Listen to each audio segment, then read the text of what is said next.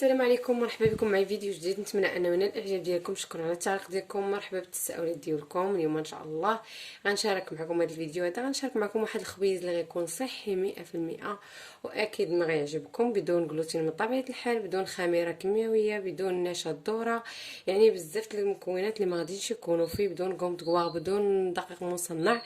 بالنسبه لهذا الخبيز هذا غيكون طبيعي 100% وغيكون صحي اكيد. غنشاركو معكم دابا ان شاء الله. تبعوا معايا المراحل والمقادير، ندوزو على بركه الى المقادير وطريقه التحضير.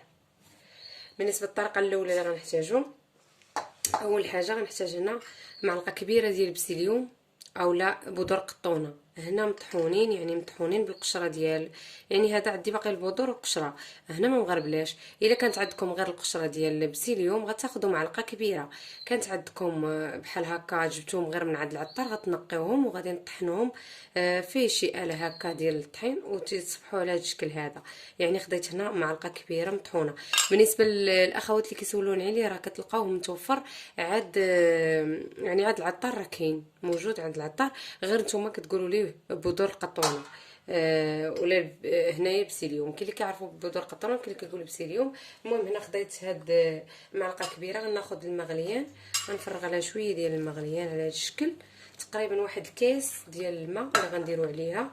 بالنسبه لهاد البودر القطونه او لهاد البسيليوم ضروري ما كيبغي هكا كميه ديال الماء كثيره اللي كديروا فيها. وهذه هي الطريقه الصحيحه ديالو، حسن ما انكم كتزيدوا تضيفوا على الدقيق نيشان.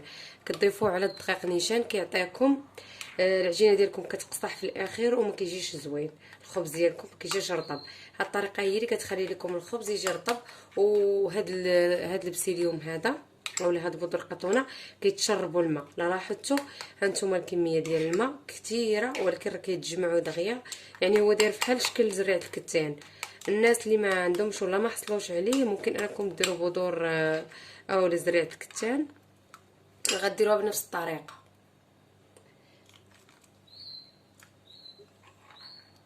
على هذا الشكل هذا صافي تزريعه الكتان كما قلت لكم ممكن ديروها، يعني شي حاجه اللي تديروها هكا في هذا الخبيز، يعني شي حاجه طبيعيه.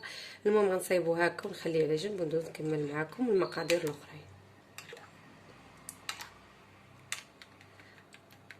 هاد الطريقه هذه كتخليه كيطلق داك الجيل ديالو اللي غادي يجمع لينا الخبز ويجينا به زوين رطب، وميمطو كيكون شرب لكم الماء وما كيبقاش ناشف، لانه هو كيكون هاد الزريعه ديالو قاصحه بزاف.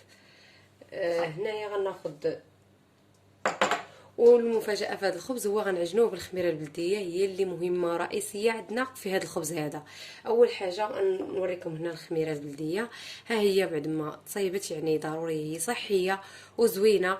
من الاحسن نبقاو نعجنوها نديروها في الخبيز ديالنا، واخا كنديروا فيه واخا نديروا فيه الخميره الاخرى، يعني اللي واخا ماشي طبيعيه، خميره فوريه، نديروا من هذه شويه ومن الاخرى شويه ونخمروا الخبيز ديالنا وناكلوه باش كيكون صحي وزوين. بالنسبه لهذا الخبيز غندير معكم غير بالخميره البلديه، غياخذ الوقت شويه في الاختمار وغياخذ الوقت في التحضير، ضروري ما كياخذ لكم الوقت، ولكن راه كتجي النتيجه زوينه اكيد. هنايا عندي خديت هنايا واحد هكا قنينه ديال الدجاج، كديروا فيها كميه ديال الدقيق ديال الذره، يعني ديروا كاس ديال الدقيق ديال الذره. انا مصايبه معكم من قبل، ان شاء الله دخلوا القناه غتلقاوها. خديت هنايا كاس ديال الدقيق ديال الذره، درتو في هاد القنينه هذه وزدت عليها نص كاس تاع اللبن. انا ما عنديش مشكل من اللبن، اللي عنده مشكل من اللبن يعني اللي كيكون من خضو محيده منه الزبده، يعني كيكون من قبل الحليب من طبيعه الحال طبيعي، يعني بلدي. اللبن البلدي عادي. خديت نص كاس تاع اللبن، مع كتزيدوا عليه كاس ديال دقيق الذره وكتخلطوه في واحد القنينه وتزيدوا كميه ديال الماء وتخليوها تتولي على هذا الشكل. ضروري ما خصها تكون خاطره هكا، يعني هانتوما كيف كتشوفوا بعد ما كتختمر. هنا راه خمرت لي المره الاولى وجات لهنا وهبطتها، وخمرت المره الثانيه وهبطتها، وخمرت المره الثالثه وهبطتها، وهذه هي المره الرابعه. ها هي كيف كتشوفوا، يعني هنا خدات معايا استغرقت الوقت تقريبا واحد الاسبوع وانا كنصايب في هذه الخميره البلديه باش ولات لي على هذه النتيجه هذه. المهم انا عندي في القناه ومشاركه معكم. بالنسبه للناس اللي معايا كياخذوش ديال اللبن، غادي تاخذوا ديال ديروا فيها الفول، اولا غديروا فيها التمر، ولا ديروا فيها الزبيب، ولا غديروا بزاف د الحوايج، كاينه تاع الثومه. المهم كاينين بزاف د الخميرات اللي شاركت معكم في هذاك الفيديو، ان شاء الله نخلي لكم الرابط في صندوق الوصف. بالنسبه لهاد الخميره البلديه غنحتاج هنا 2 كيسان ديال دقيق القرص، العبار بكاس العنبه، جوج كيسان ديال دقيق القرص، كاس ديال دقيق إلان اولا الدخن بكاس العنبه. وهنايا غناخذ هنا الخميره البلديه، القياس كامل عندي هنايا انا عارفه كاس تاع الدقيق ديال الذره اللي دايره هنايا. بالنسبه لهذا الكاس هذا كان خصني نديرو هنا، ما غنديروش وغندير بلاصتو خميره بلديه. هانتوما كيف كتشوفوا كتكون خامره على هذا الشكل، وما تخليوهاش جاريه. الا درتوها جاريه راه ما كتخمرش لكم، كتجيكم ميصه، ما كتوليش زوينه، ما كطلعش لكم ديك الخموريه ديالها. خاصها تكون على هذا الشكل بحال العجينه ديال الخبز هكا. المهم دابا انا غنخلي هاد شويه هنا، نتوما كيف كتشوفوا خليت تقريبا واحد المعلقه، لان ما غنحتاجهاش دابا، يعني غنعاود ثاني نصايبها ونخليها. انا غنضيف هاد الكاس هذا قدامكم هنا، وهنا دابا في هذه المرحله غنخلطها غير بالماء، الماء عادي اولا الماء دافي، وغنخلطها ونخليها نسالي وندير لها الماء. المهم هنايا بعد ما درت الخميره البلديه كاس ديال الدقيق ديال الذره، وغناخذ عليه هنا شويه ديال الملحه، وغناخذ هنا زيت العود اولا زيت الزيتون، تقريبا واحد 4 كاس حتى لنص كاس على حسب. هنا غناخذ معلقه صغيره ديال العسل، من الاحسن كديروا عسل حر باش يبقى لكم خبيز صحي 100%، يعني ما ديروش غير السكر. وغنجمعها صافي. انا بعد ما درت المكونات الاخرين كاملين، هنا عندي هذيك بودر قطونه، وغنخلط هنا المكونات ديالي ديال الدقيق على هذا الشكل هذا. بالنسبه لهذا الخبز هذا راه يبغي لكم الوقت باش يخمر، يعني ضروري ما غادي تعجنوه بحال هكا وخليوه حتى كيختمر على خاطره. بالنسبه لهذه الوصفه هذه غتنفعكم في هنا مع دابا الحراره، يعني ملي غتجي في الصيف غيجيكم زوين، ويعني دغيا كيخمر لكم. مازال في البرد لا صعيب شويه يخمر لكم الخبز اللي كيكون بالخميره البلديه بوحدها، يعني كيكون صعيب باش يخمر لكم. هنا غندير هاد المكونات هادي، ندير هاد البودور هكا وغنجمع بالماء. هنا من طبيعه الحال راه عندي الماء يكون سخون،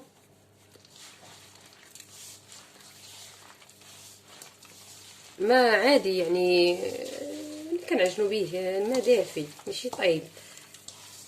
وهاد البودور هادو نخليهم حتى كيبردوا، يعني ما كيكونوش سخان، يكونوا دافين صافي. وكنجمع العجينه ديالي وندلكها من طبيعه الحال مزيان حتى كيدخلوا المكونات في بعضياتهم على هذا الشكل.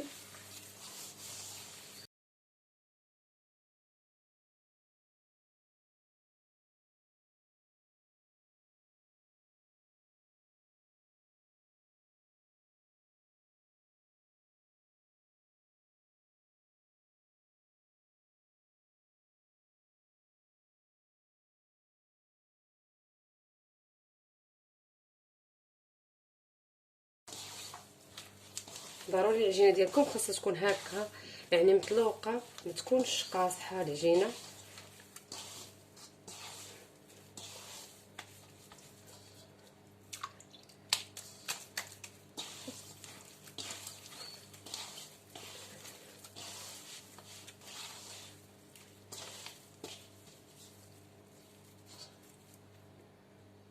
المهم هنا واحد الاضافات كنت بغيت نضيفها وما ضفتهاش، هكا واحد شويه ديال المنافع وحبه حلاوه اولا هنايا اليانسون والشمر على هذا الشكل كنضيفهم كينسموا لينا الخبز باش يجينا فيه المذاق زوين. كيف كتعرفوا هكا كيبنوا لكم الخبز وكيجيو زوينين. اللي كيبغيهم يديروا، اللي ما كيبغيوش ضيفوا شويه الجلجلان ولا شويه ديال يعني السمسم، مهم على حسب اللي بغيتو، ما بغيتوش ما تضيفوهمش، شي ضروري.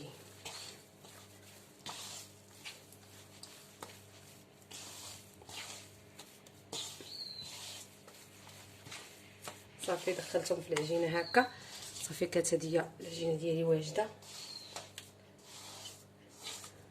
وغنخليها تخمر على خاطر هاد العجينه ديالي حتى غنشوفها ضعف الحجم ديالها.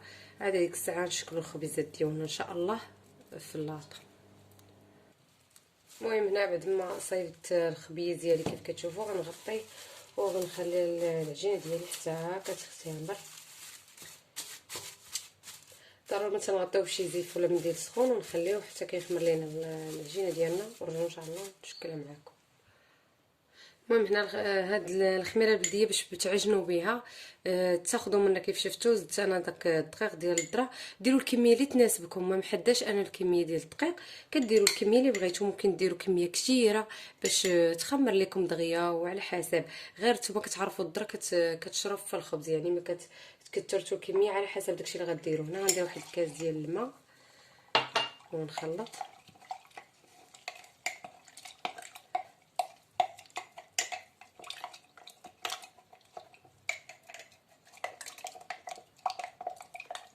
هنا مازال غنزيد الدقيق، يعني انا جاتني شويه خفيفه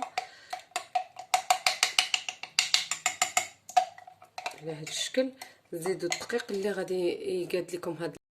صافي هنا كنخلط هاد الخميره البلديه على هذا الشكل هذا. درنا بهذه الطريقه هذه. وفاش كتكونوا باغي تصايبوها المره الاولى راه بحال هكا كيف قلت لكم. بغيتو ديروها مثلا بالتمر، غادي تخلطوا هكا الدقيق ديال الذره، تخلطوه على هذا الشكل هذا بالماء، غير بالماء. وغتضيفوا واحد جوج تمرات، غتحلوهم بالبذره ديالهم بالعظم ديالهم، وكديروهم هنايا. وكتسدوا هاد القنينه وكتخليوها حتى كتخمر لكم وتفعل هاد الخميره البلديه، وعاد باش تخدموا بها. هي كتبقى على حسب الجو. ممكن الا كان الجو الحراره بزاف يعني توجد لكم في يومين، كانت شويه البرد راه ما كتوجدش لكم دغيا. المهم انا هاد الجو اللي كاين دابا يعني خدات استغرقت معايا الوقت واحد الاسبوع يعني عاد باش وجدات ليا هاد الخميره هادي. بغيتو ديروها بالفول. عاوتاني غادي تاخذوا واحد 3 الحبات ولا 4 ديال الفول، وغادي تاخذوهم ديروهم هنا في وسط هاد العجينه هادي، وتخليوهم حتى كتخلطوها هكا، وديروهم كيخمروا عليكم حتى هما. ولا ديروا العنب المجفف حتى هو ديروه حتى هو مع هاد الخليط ديالو. المهم انا هنا مصايباها من قبل، قلت لكم صايبتها انا باللبن، وانتم كيبقى لكم الاختيار باش ما بغيتو تصايبوها. دابا هكا غنخليها، غنسد عليها وغنخليها في واحد المكان يعني حتى كتوجد لينا هاد الخميره هادي، وتعاودوا تعجنوا بها الخبيز ديالكم ونفس الطريقه كطبقوه. المهم دابا كيف كتشوفوا ها العجينه ديالنا ولا الخبيز ديالنا بعد ما راه خليته هنايا. انا خليته واحد 3 سوايع هو هنايا.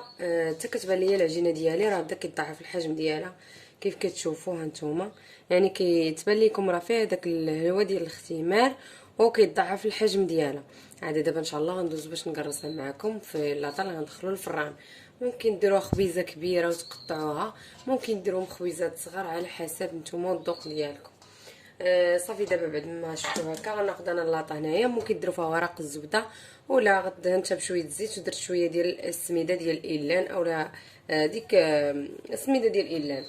المهم هنايا غناخذ واحد شويه ديال الزيت الزيتون في يدي هكا، ولا ممكن ديروا الماء، متكثروش كميه كثيره.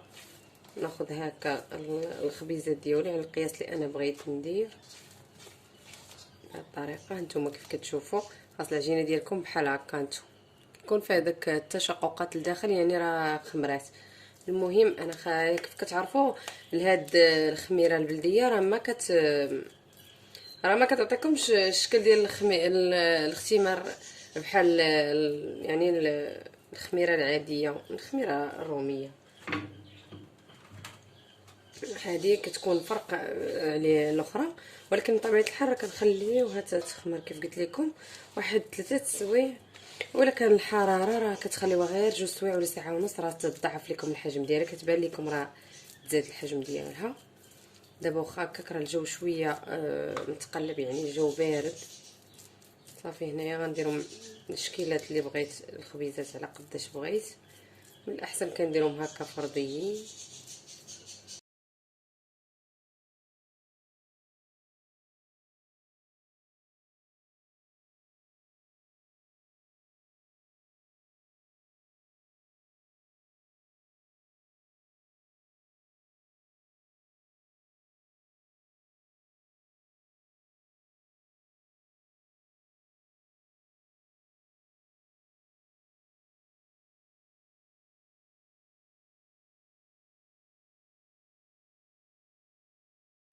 هنا بعد ما شكلت الخبيزات ديالي كاملين غناخذ هنايا شويه الزيت كيف قلت لكم في يديكم، زيت زيتون من طبيعه الحال.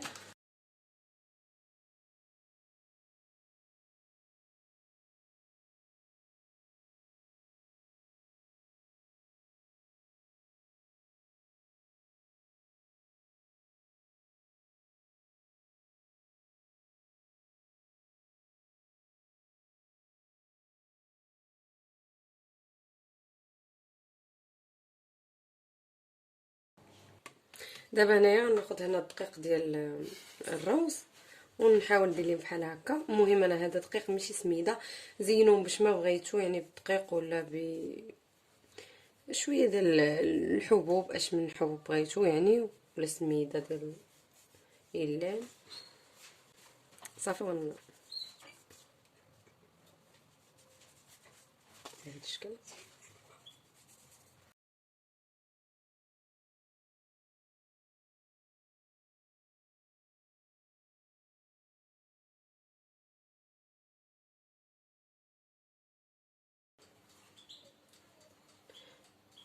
صافي كندير لهم هكايا، وكنكون مشعله الفران يسخن، كنخليهم واحد 10 دقائق وكندخلهم للفران اللي كيكون سخون من قبل، مشعول من الاسفل ومن الاعلى، حتى كيتحمروا يا خبيزات ديالي، كياخذوا لون واحد داكشي كيف بغيتو. وصافي وكنخرجهم ان شاء الله ونشاركهم معكم. ممكن هذا هو الشكل النهائي ديالهم على هذا الشكل هذا. صافي غندخلهم دابا للفران.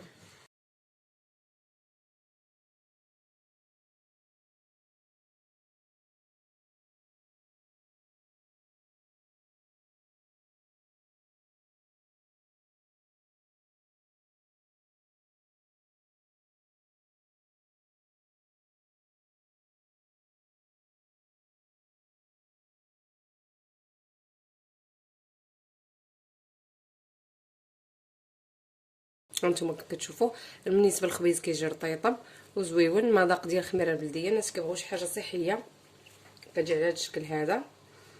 المهم هذا هو الخبيز شاركت معكم على هذا الشكل هذا، منسم بدوك المنافع وحبه حلاوه، المذاق ديالو ديال الخميره البلديه. نتمنى انا وينال الاعجاب ديالكم، شي حاجه اللي هي صحيه بالصحه والراحه. الى فيديو قادم ان شاء الله.